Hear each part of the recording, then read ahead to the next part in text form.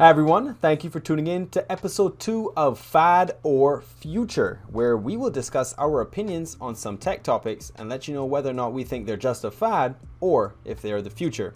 With us again today is Justin Callahan, one of the system architects here at Infotech Design Solutions. With over 10 years of experience in the tech industry, we are looking forward to hearing his opinions once more. So Justin, how are you doing today? I'm doing pretty well. Yourself? I cannot complain. Fridays are always happy days, so what better way to kick off the Friday than to do a Fad or Future episode, am I right? Absolutely. That's what we're here for. Let's go. It's true. So guys, the first topic that we're going to be discussing is free antivirus. And we're going to be giving our opinions whether or not we think this is a fad or if this is the future. So Justin, if you want to kick it off and let me know what you think about free antivirus, that would be great. Absolutely. So free antivirus has actually been in the news a lot over the past few weeks.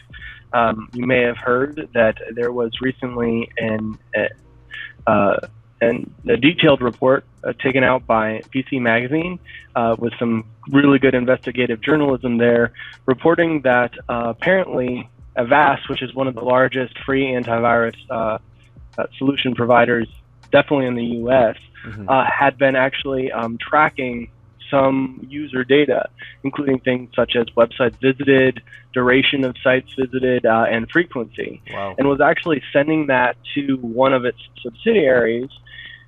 And then the subsidiary was actually turning around and packaging that information and so that it could actually be sold to third-party vendors for marketing research.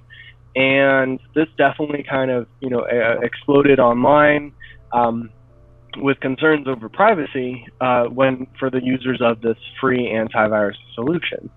And so in response to that, within about a few days, Avast actually turned around and shuttered that subsidiary over the privacy concerns. And that just brings to head very much so this whole it's an old adage, you get what you pay for, right? And then even another one it's just as cliche, but if you don't pay for the product, then you are the product. Yeah. And these are things that are just always people should be aware of, especially with tech services, is that we get so used to being able to use apps and services and antivirus solutions for free without really registering why we're not having to pay for this. I mean, there's obviously a lot of time and energy that's put into making that a viable product. It takes a lot of people a lot of time to build Avast antivirus. So what's the benefit to Avast for that? And so kind of with any solution, we need to be aware of that. Now, in 2019, people have started being really aware of privacy concerns and kind of having that conversation with a lot of big technology companies. But we're really too ingratiated, I think, at this point. We're too used, the general public is just too used to apps and solutions from the technology standpoint being free, that it's really hard to get them to think differently on that. And so that's why I think it's really, this is more, even as something as big as this is not going to rock the fact that free antivirus is going to be the future. It's always going to be around. It's just hopefully that the people that are using the free products will be a little bit more discerning as to where they decide to go with and what that trade-off is going to be in terms of their, what they're providing in exchange for this free service. Of course. So, I guess we're going to kick it off with a bang. I'm going to have to disagree with Justin here, guys. I think that it is a fad. And the only reason that I think it's a fad, and I don't think it's a fad right now or too soon into the future, but eventually it will possibly become a fad, is because of certain, for instance, California's Privacy Protection Act. Certain things that may become a little bit more widespread in the U.S., which will put a little bit more pressure on these big companies in terms of how are they actually going to get this value, this actual some sort of data from these users that will actually make this antivirus free, because as Justin said, you're paying for it in some form or fashion if it claims to be free. especially with the European Union, where they're very strict on, fining very large companies for not disclosing how they're using their users' data or where they're selling their users' data. I think that if they, kind of put their hands on the throat to save on some of these big companies in terms of just like Avast and what they're offering, this free antivirus and what they're taking in return, could possibly kind of phase this out into becoming a fad. But I don't think, I think you're right, it is the future for now. I don't think it will be forever the future. I think that their users are becoming a lot more aware of what their data is being used for, and unless it is strictly going to be just advertisements that's going to allow for it to keep going and that to be an offering, I think if they're relying on users' data in order to make it free, I think that's what's going to eventually phase it out a little bit, and people are going to have to realize that it can't be free anymore. And plus, security is getting more and more difficult as time goes on, and these same malicious entities are becoming more and more skilled at what they're doing, and possibly a free solution may not be anything that they can offer. It may require that you need to have a paid solution that has the viable resources to defend your system or your computer. Oh, definitely, and the optimism, is that people will continue to be more aware, and also putting those restrictions in place and just make it. You're right, with especially those laws occurring, around the world, it's possible that it just might not be profitable for these companies to make free antivirus anymore. And that's always a good possibility too. So yeah. So guys, we're going to jump into the next topic, which is going to be electric supercars, which is kind of really off the wall from free antivirus, but it is a big topic. It is a big topic in today's industry. And on the Super Bowl. Oh, yes.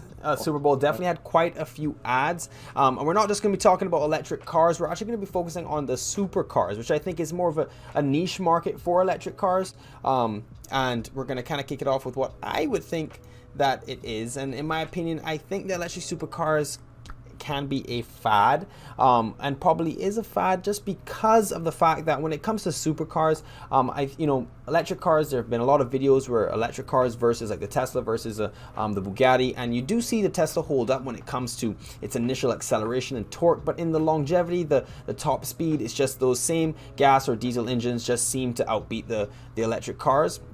So that's why I think that the supercar side of it could be a fad. I don't think that standard cars will be, because I think that's the way that the world is heading. People are a lot more socially aware of how we're damaging the planet. So I think that possibly will, the supercar side of it is where I'm more leaning towards the fad side. Now, what is your opinion on that, Justin? I can sense a little bit of disagreement there, so I'm ready to hear it. So that is a hard one, especially with something so flashy as supercars. It's hard to argue against those being a fad or that anything being a fad. But I would pretty much say that this is the future, and the reason is from a few different things. Is that the first one is that I really think, I know definitely now, right? Like the Teslas versus, like you were saying, Teslas versus a gas engine and Bugatti. They're still, they're hard up to compete, and that's just the science behind an electric engine versus a gas engine. And I think we've barely kind of touched the tip of what is possible with an electric engine. I think that as technology evolves and as it becomes more widely researched, we'll see electric engines. There will always be pros and cons versus gas, combustible engines in general. But I think that we'll see a little bit more exciting trade-off as where the pros and cons are, and also what the limits can be of that engine. And then the other reason I say it's the future is because supercars are really important if you think about it. It's no different than NVIDIA and their graphics cards, right? If they didn't build their extreme top-of-the-line graphics cards like the 2080 Ti, you'd never have the push that's occurring in the market, where some of the new technologies that they developed for the top of the line are filtering down into the lower models and making for widespread changes. Best example would be ray tracing, right? NVIDIA threw a lot of money and research in building these cards that could handle ray tracing graphics. And only by doing that were we able to see where this industry pushed. We're starting to see games take advantage of that new cutting edge technology, as well as even people that are not having the most up-to-speed graphics cards still getting a benefit from that. Mm-hmm. And same thing with electric supercars. We saw, like I was saying, the Super Bowl. Mercedes, Audi, Porsche all showed up in a big way, where they were showing off these these alluring, very enticing electric vehicles.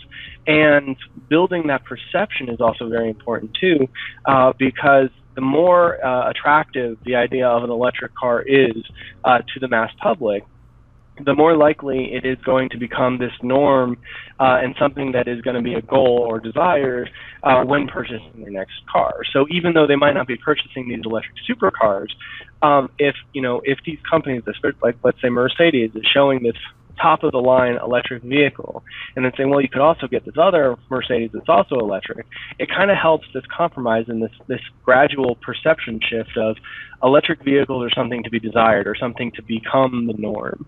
And we'll see that being all pushed down because we're seeing these top of the line electric supercars constantly being referred to and compared against the legacy top supercars of previous generations. Okay, so yeah, I see your approach. You're looking at more of the top-down approach, and I guess I was kind of looking at a bottom-up where people that already can afford these supercars are really looking just for performance. And at the end of the day, they're not really looking for. They may not be on the whole social movement in terms of where they're worried about what the repercussions on the planet are. They've earned this money. They want to buy a supercar that's actually going to give them what they're paying for. So I guess that. I wasn't really taking that consideration. It will, if it starts from there, it will impact all the cars underneath it. It will impact the mid-sized cars, lower end cars, and that's what we actually need. So, I may just need to try and push my opinion a little bit over to the future, but strictly for that optimism, right? Because I want the future to be all electric cars. And a big point that we didn't really hit was the fact that Elon Musk recently released a patent on Tesla to help companies. And I guess I should have thought of this initially, because by helping these companies, by showcasing this patent for them to improve their technology, will impact the supercar, the luxury car end. Because if they're able to use the already years and years of experience and research that he has to apply to their luxury vehicles, it is quite possible that we may see in the future a change where electric supercars can beat in all forms and in all factors a gas or diesel engine. So you definitely found a way to kind of sway my mind there, and I don't mind changing my opinions, and I are being proved wrong. So I appreciate that, expanding my thought process there. Well, and it's funny because I was swayed a little bit too. Like when you're saying these things, is that the truth is too that there is a big barrier that's like kind of that electric cars are hurling towards. That they are going to have to overcome, much like a lot of other tech is, but our battery technology. Battery technology has not really evolved very much. Nope. They've made them more efficient, but it's still, the core technology is still relatively the same over the past decade or so. And so these electric cars, like even though we might be able to improve what the electric engines are capable of in terms of performance, they might still end up being held back by the batteries that are supplying that electricity until we have another major break in battery technology. Yeah. So, unless something like that happens, I mean, I'm optimistic on this side, but unless something happens, we might actually be seeing, quickly approaching those limits faster than we thought. Yeah, so that's kind of where I was heading. So, but I'll give you that one. I'll agree with you. It took me over to that side. But that will pretty much wrap it up for today, guys. I really appreciate you tuning in to our second episode of Fad or Future. If you've enjoyed this, please don't hesitate to check out our first episode of Fad or Future on our channel. Don't forget to comment, like, and subscribe so that you can get notified whenever we go live each and every single weekday between 12 and 5 p.m. Eastern time. I just want to thank Justin again for giving us his insight. I really appreciate it always, and we look forward to having him in the future. Or maybe the Fad. Or the Fad. Thanks again, Justin. Thank you.